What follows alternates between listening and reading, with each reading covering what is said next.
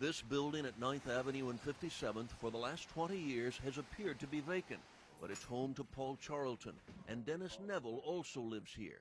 It is my home. I've lived here for 30 years. Dennis and Paul are among the last 7 residents in an 8-story building that's nearly all boarded up. Do people wonder why they live here? No, they don't ask that. They say, oh, that place has tenants? And I said, yeah, we're still here. It's the second oldest large apartment building in Manhattan, called the Windermere, built in 1881. In this 1940 photo, with the 9th Avenue elevated still in use, the building was still respectable. But its 7 to 9 room apartments were then converted to single room occupancy units, and by the 1960s, with struggling actors like Steve McQueen living here, it was going downhill. In the 1980s, the landlord tried to get people out.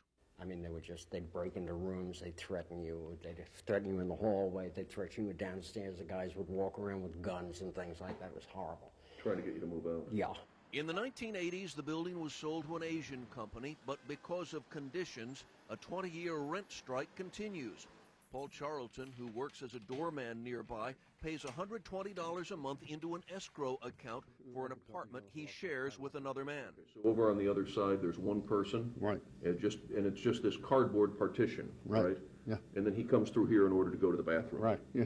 And he uses the kitchen. The inside of the building is decrepit. Outside, because bits of the facade have fallen off, a scaffold stands to protect pedestrians. It's owned by a company called TOA Construction, which has tried to sell the building for $35 million. But under a city law passed in the 80s, because the building has a history of tenant harassment, any rehab of the building must provide 28% low-income housing, and that limits the number of potential buyers. So for some people in the private market, because they know that exists, they don't want to buy the building. In addition, the City Landmarks Commission is very interested in giving the building landmark status, which would limit exterior changes. Paul Charlton says he would move for a buyout of, say, $400,000, but Dennis Neville says he can't even get through to the owner. They ignored us completely. We don't exist. They don't recognize us as tenants. The attorney for the owner did not return repeated calls, and the fate of the aging, crumbling landmark remains uncertain. John Slattery, CBS 2 News.